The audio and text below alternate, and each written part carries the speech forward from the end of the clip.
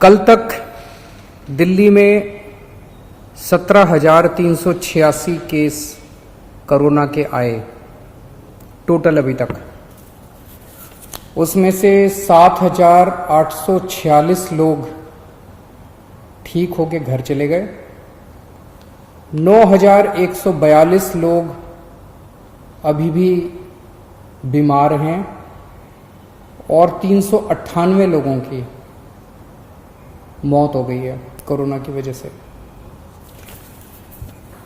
पिछले कुछ दिनों में दिल्ली में कोरोना की वजह से कोरोना के केस बढ़ रहे हैं, तेजी से बढ़ रहे हैं। इस बात को हम स्वीकार करते हैं। ये थोड़ा चिंता का विषय है, लेकिन घबराने की कोई ज़रूरत नहीं है। मैं आपका मुख्यमंत्री आपको ये भरोसा दिलाना चाहता हूं कि आपकी सरकार कोरोना से 4 कदम आगे चल रही है। जितनी ज़रूरत है उससे कहीं ज़्यादा इंतज़ाम हम आपके इलाज के लिए कर रहे हैं। जैसा मैं हमेशा कहता आया हूं कि हम परमानेंटली ज़िंदगी में लॉकडाउन नहीं कर सकते, सब कुछ बंद करके नहीं रहा जा सकता। आज कोई ये नहीं कह सकता कि 1 महीना लॉकडाउन और कर लो तो कोरोना ठीक हो जाएगा, या 2 महीना लॉकडाउन और कर लो तो कोरोना ठीक हो जाएगा। कोरोना रहेगा, और अगर कोरोना रहेगा तो कोरोना का इलाज करने का इंतजाम करना पड़ेगा। हमारी पूरी सरकार इस टाइम कोरोना के मरीजों का इलाज करने की तरफ ध्यान दे रही है। दिल्ली का मुख्यमंत्री होने के नाते 2 चीज़ों पे ही मेरे लिए चिंता होगी। अगर दिल्ली के अंदर कोरोना की वजह से मौत का आंकड़ा बहुत बढ़ने लगा, मेरे लिए चिंता होगी। मेरा पूरी कोशिश है कि कोरोना के मरीज अगर बढ़ भी रहे हैं तो वो ठीक हों और घर चले जाएं, ठीक हों और घर चले जाएं। तो मौत नहीं होनी चाहिए कोरोना की वजह से, इसको कम से कम रखने की हम पूरी कोशिश कर रहे हैं। और दूसरी चीज, कोरोना की वजह से मान लीजिए 10,000 पेशेंट हो गए और हमारे पास 8,000 बेड हैं, तो मेरे लिए चिंता का विषय है। जब लोग इधर उधर के धक्के खाएंगे बेड के लिए, मेडिकल के लिए, इंतजाम के लिए, ऑक्सीजन के लिए, वेंटिलेटर के लिए अगर लोगों को धक्के खाने पड़ेंगे, तब मेरे लिए चिंता का विषय है। और अगर बेड कम पड़ गए, ऑक्सीजन कम पड़ गई, वेंटिलेटर कम पड़ गए, पीपी किट कम पड़ गए, तो उसकी वजह से मौत भी ज़्यादा हो जाएंगी, क्योंकि उनको इंतजाम नहीं मिलेगा। तो इस तरफ हमने पिछले 1 हफ्ते में हमने बेड्स का खूब इंतजाम कर लिया। आज दिल्ली में 17,386 अभी तक टोटल केस हुए। इनमें से केवल 2100 पेशेंट अस्पतालों में हैं, बाकी सब घरों के अंदर है। जो भी एक्टिव पेशेंट्स है घरों में है, घरों में इंतजाम कर रहे हैं, घरों में इलाज करा रहे हैं। 2100 पेशेंट अभी अस्पतालों में हैं। और हमारे पास पिछले 1 हफ्ते में हमने इस पे काफ़ी काम किया है। आज की डेट में 6600 बेड कोरोना के, केवल कोरोना के लिए 6600 बेड का इंतजाम कर लिया है। पिछले हफ्ते जब मैं आपसे मिला था, 1 हफ्ता पहले, हमारे पास टोटल मिला के 4,500 बेड का इंतजाम था। पिछले 1 हफ्ते में हमने 2100 और बेड का इंतजाम कर लिया। 6600 बेड हैं आज हमारे पास। इन 6600 बेड्स में से केवल 2100 बेड के ऊपर पेशेंट हैं, 4500 बेड खाली पड़े हैं अभी अपने पास। और पिछले हफ्ते हमने ऑर्डर जारी कर दिए, 5 जून तक दिल्ली में 9,500 बेड्स तैयार हो जाएंगे। उनकी तैयारी चल रही है, ऑर्डर जारी कर दिए हैं। कई होटल्स को टेक ओवर कर रहे हैं हम लोग, होटल्स के अंदर बेड बना रहे हैं, वहां पे ऑक्सीजन कॉन्सेंट्रेटर लगाएंगे, अगर जरूरत पड़ी वहां भी ऑक्सीजन देने की, वहां भी ऑक्सीजन देंगे। तो 2100 पेशेंट्स के, केवल 2100 आज पेशेंट्स हैं, 6,500 बेड तैयार हो चुके हैं और 9,500 बेड और 1 हफ्ते के अंदर तैयार हो जाएंगे। तो आपको चिंता करने की जरूरत नहीं है। थोड़ा सा आपको ब्रेकअप दे देता हूं।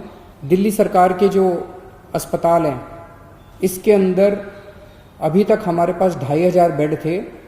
5 जून तक 4600 बेड तैयार हो जाएंगे टोटल। केंद्र सरकार के अभी तक 2329 बेड थे, ये थोड़े कम हो गए हैं, 2229 बेड अब केंद्र सरकार के हैं अस्पतालों में। और प्राइवेट में सबसे ज्यादा डिमांड थी। 677 टोटल अभी तक बेड थे, आज की डेट में 2677 हो गए हैं। 2500 से ज्यादा बेड आज प्राइवेट में अवेलेबल हैं, प्राइवेट अस्पतालों में 2500 से ज्यादा। और 5 जून तक 3677, 3500 बेड प्राइवेट सेक्टर में हमारे पास हो जाएंगे। अक्सर बहुत सारे लोग प्राइवेट में जाना चाहते हैं, कहते जी मेरे पास तो इंश्योरेंस है, मैं तो प्राइवेट में जाना चाहता हूँ। आपकी मर्जी, आप कहीं भी जाइए, लेकिन आपकी जानकारी लिख के बता दूं, जैसे दिल्ली के सरकारी स्कूल बहुत अच्छे हैं, दिल्ली के सरकारी अस्पताल भी बहुत अच्छे हैं। अगर आप सरकारी अस्पतालों में जाएंगे तो आपको अच्छी व्यवस्था मिलेगी। एक चीज आपकी, एक आंकड़ा आपकी जानकारी के लिए, 14 मई को दिल्ली में 8,500 केस थे। 15 दिन बाद आज 17,000 केस हैं, डबल हो गए, 8,500 केस बढ़ गए। 14 मई को दिल्ली के अस्पतालों में 1600 मरीज थे, आज 2100 मरीज हैं। 8,500 पेशेंट बढ़ गए, लेकिन अस्पताल में केवल 500 मरीज बढ़े। मोटा मोटा मैं कहने की ये कोशिश कर रहा हूं कि जितने लोगों को कोरोना हो रहा है, या तो उनको कोई सिम्टम नहीं हो रहा, या उनको इतना मामूली सिम्टम हो रहा है, थोड़ी सी खांसी, थोड़ा सा बुखार, कि अपने घर में इलाज कर रहे हैं। 15 दिन में 8,500 केस बढ़े, लेकिन अस्पतालों में केवल 500 केस बढ़े। तो चिंता करने की, बिल्कुल घबराने की जरूरत नहीं है। चिंता तो है, कोरोना के केस इतने बढ़ने नहीं चाहिए, हम भी नहीं चाहते। थोड़ा भी बुखार है तो क्यों है, क्यों तकलीफ होनी चाहिए अपने लोगों को। लेकिन अगर कोरोना है तो घबराने की जरूरत नहीं है। मोस्टली लोग, अधिकतर लोग ठीक हो रहे हैं और अपने घर पे ही ठीक हो रहे हैं। एक परेशानी सामने आई थी कि एक तरफ तो हम कहते हैं जी बेड्स का खूब इंतजाम कर लिया, वेंटिलेटर का इंतजाम कर लिया, ऑक्सीजन का इंतजाम कर लिया, चिंता मत करो, 6600 बेड्स का इंतजाम कर लिया। लेकिन अगर किसी के घर में कोई कोरोना का मरीज हो तो वो कहां जाए, उसे नहीं पता कि कौन से अस्पताल में कितने बेड खाली हैं, उसे नहीं पता कौन से अस्पताल में कितने वेंटिलेटर खाली हैं। कुछ मामले आए जिसमें कुछ लोगों को धक्के खाने पड़े, जानकारी का अभाव था। एक तरफ बेड खाली है और दूसरी तरफ लोगों को पता नहीं है।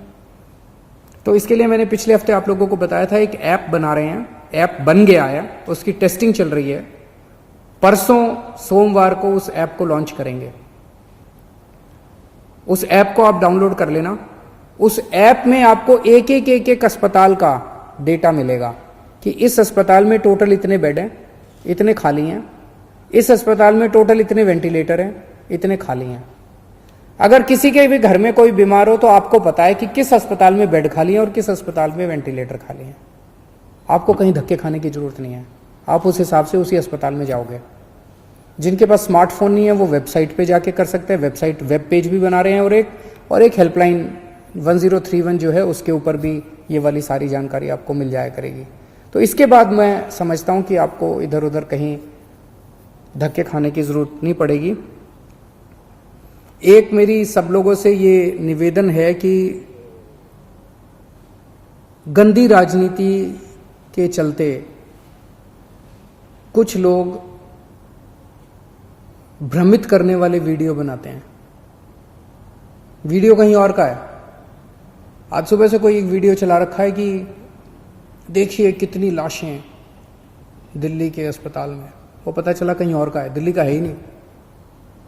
कल किसी ने चला दिया कि देखो दिल्ली सरकार के अस्पताल में कितना गंदा खाना, वो पता चला दिल्ली सरकार का अस्पताल ही नहीं था, कोई और अस्पताल था, किसी और का अस्पताल था, दिल्ली सरकार का था ही नहीं।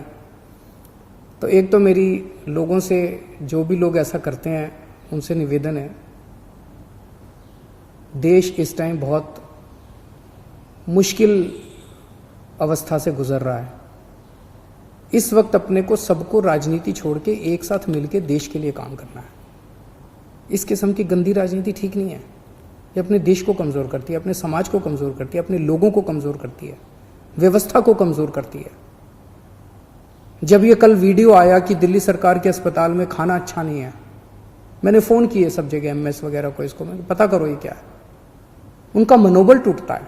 वो कहते हैं जी हम इतना अच्छा काम कर रहे हैं और फिर भी हमारे बारे में इस तरह से दुष्प्रचार किया जा रहा है।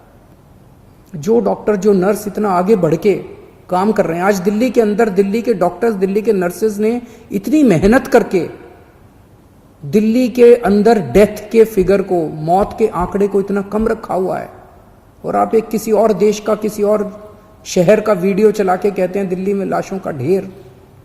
सोचो उनके मन पे क्या गुजरती है। उनकी मेहनत का हम एक तरह से इंसल्ट कर रहे हैं। ऐसा मत कीजिए।